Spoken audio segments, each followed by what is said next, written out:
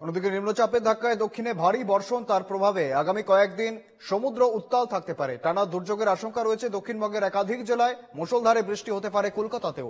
আজ পর্যন্ত অতি ভারী বৃষ্টির সম্ভাবনা রয়েছে মোট 6 জেলায়, দক্ষিণ 24 পরগনা, 2 মেদিনীপুর, ঝাড়গ্রাম, পুরুলিয়া এবং বাঁকুড়ায়। এছাড়াও বীরভূম, 2 বর্ধমান, উত্তর 24 পরগনা, হাওড়া ও হুগলিতে ভারী বৃষ্টির সম্ভাবনা রয়েছে আজ পর্যন্ত। উত্তরবঙ্গেও ভারী বৃষ্টির সম্ভাবনা। দার্জিলিং, জলপাইগুড়ি এবং আলিপুরদুয়ারে ভারী বৃষ্টি হবে আজ থেকে বুধবার পর্যন্ত।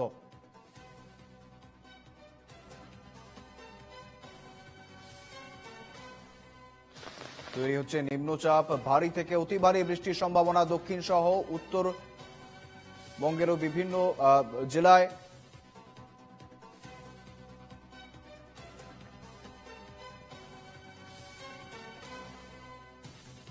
সঙ্গে রয়েছেন প্রতিনিধি ইন্দ্রনীল ঘোষ। ইন্দ্রনীল, দক্ষিণ সহ উত্তরবঙ্গেরও বিভিন্ন জায়গায় রীতিমতো বৃষ্টির সম্ভাবনা, ভারী থেকে অতি ভারী বৃষ্টির সম্ভাবনা রয়েছে।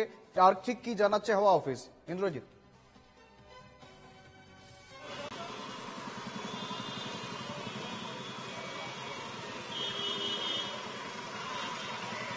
ইন্দ্রনীল, শোনা যাচ্ছে? একদমই। দেখো, আলিপুর আবহাওয়া দপ্তরের যে পূর্বাভাস ছিল সেই মতোই কিন্তু বৃষ্টিপাত সকাল থেকে শুরু হয়েছে শহর কলকাতা এবং কলকাতার পার্শ্ববর্তী এলাকাগুলোতে। এবং আমি এই মুহূর্তে রয়েছি বিবি গাঙ্গুলি স্ট্রিট এবং সেখানে কিন্তু এখনো পর্যন্ত জলমগ্ন অবস্থায় রয়েছে এই রাস্তাটি। অর্থাৎ বিবি গাঙ্গুলি স্ট্রিট থেকে কানেক্টিং যেটা লালবাজারের দিকে যাচ্ছে সেই রাস্তা কিন্তু এখনো পর্যন্ত জলমগ্ন হয়ে রয়েছে। সাধারণ মানুষ যারা রয়েছেন তাদের কিন্তু সপ্তাহের প্রথম দিনকেই যে বিপর্যয়ের মুখে পড়তে হয়েছে। একদিকে মেট্রোর সমস্যা এবং অন্যদিকে এই জল যন্ত্রণা রয়েছে।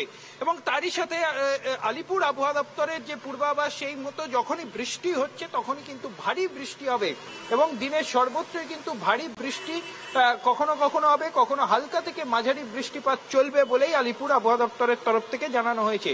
এর ফলে দিনের এবং রাতের যে তাপমাত্রা, সেখানে দিনের এবং রাতের তাপমাত্রারও কিন্তু হেরফের হবে, এমনটাই কিন্তু আলিপুর আবহাওয়া দপ্তরের তরফ থেকে জানানো হয়েছে। একজন অফিস যাত্রী রয়েছে, একটু কথা বলবো যে কতটা সমস্যায় পড়তে হবে। অনেক সমস্যা হয়ে গেছে। আমি ওখানে আছি টলিগঞ্জে, তারপরে মেট্রো অনেক ভিড়। একটু 1 ঘন্টা 30 মিনিট আমি ওখানে ওয়েট করলাম, তারপরে একটু মেট্রো আসলো, তারপরে এখানে যাবো লালবাজার। অনেক সমস্যা। আমি দেখো, আমি আরো একটা চিত্র দেখাবো যে এই মুহূর্তে কিন্তু সাধারণ মানুষ তারা রাস্তায় নেমে এসছেন এবং তাদের যে সমস্যা, অর্থাৎ যেভাবে মেট্রো বিপর্যয় একদিকে, অর্থাৎ metro টানেলে central Avenue Chandni Chowk metro স্টেশনের মাঝে জল দেখা যায়, ফলে মেট্রো কিন্তু সমস্যার সম্মুখীন। সাধারণ মানুষ তারা নেমে পড়েছে। আমি একটু কথা বলার চেষ্টা করব যারা রয়েছেন তাদের সঙ্গে। এই মুহূর্তে যে সমস্যা, সেই সমস্যার সম্মুখীন হয়েছে, কতটা সমস্যায় পড়তে? সমস্যা মানে মারাত্মক সমস্যা। জল চারিদিকে, জল, বাসে এই নেই, বাস যেতে দিচ্ছে না, যাবো কি করে আমরা? মেট্রো ঝামেলা ছিল সকাল থেকে। মেট্রো 20 মিনিট 25 মিনিট মেট্রো চলছে, তারপরে এসে এখান থেকে নেমে দেখি অবস্থা। অফিসে তো লেট হয়ে গেছে অফিস। একদমই। দেখো, আরো একটু কথা বলবো যে কতটা সমস্যা। সমস্যা তো এইখানে তো এই রাস্তাটা নো এন্ট্রি করে দিয়েছে পুরো। এবারে কোনো বাস যাচ্ছে না, আমরা যাবো কি করে? হেঁটে তো এই এতটা জলের মধ্যে দিয়ে যাবো কি করে, তাই না? এদিকে আবার মেট্রো ডিস্টারবেন্স বলছে, কোথায় জল ঢুকে গেছে ময়দান অব্দি চলছিল, এখন নর্মাল হয়েছে মেট্রোটা। এই মুহূর্তে আমি কিছুক্ষণ আগে মেট্রো থেকে আসলাম, বিভৎস অবস্থা।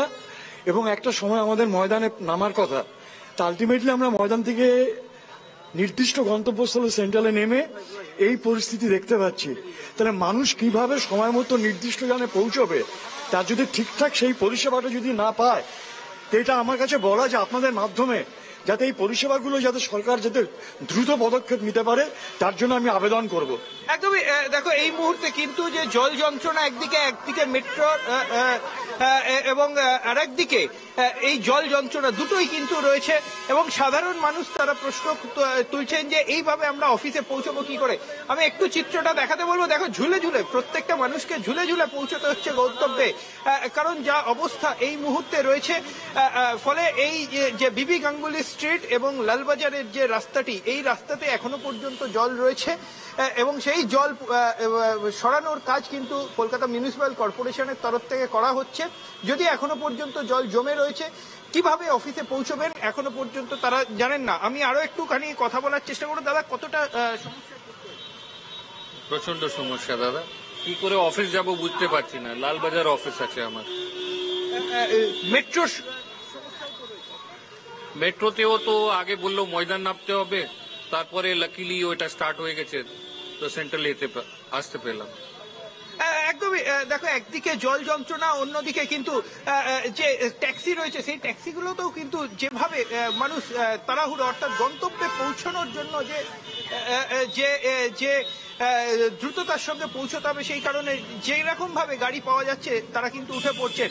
এবং এই মুহূর্তে যে বিবি গাঙ্গুলি স্ট্রিটের যে অবস্থা, ট্রাফিকের তরফ থেকেও কিন্তু রাস্তার নিয়ন্ত্রণ করা হচ্ছে। আমি একটু চিত্রটা দেখাতে বলবো যে এখনো পর্যন্ত এই যে সেন্ট্রাল এভিনিউ বিবি গাঙ্গুলি স্ট্রিটের যে রাস্তা, সেই রাস্তা কিন্তু প্রচুর মানুষ তারা কিন্তু রাস্তায় চলে এসছেন, কারণ তারা এখনো পর্যন্ত গন্তব্যে পৌঁছতে দেরি হয়ে যাচ্ছে। কারণ কিছুক্ষণ আগে পর্যন্ত মেট্রোর সমস্যা ছিল, যদিও মেট্রো রেল সূত্রে জানা যাচ্ছে যে পরিষেবা কিন্তু স্বাভাবিক করা গিয়েছে। ফলে আপাতত মেট্রো স্বাভাবিক রয়েছে, যদিও অনেকটাই স্লো ডাউন, প্রচুর যাত্রী রয়েছেন। কিভাবে গন্তব্যে পৌঁছবেন তারা কিন্তু বুঝতে পারছেন না। আমি আরো একটু কথা বলার চেষ্টা করব। আমি আবারও ফিরবো তোমার কাছে। আপাতত ধন্যবাদ তোমায়।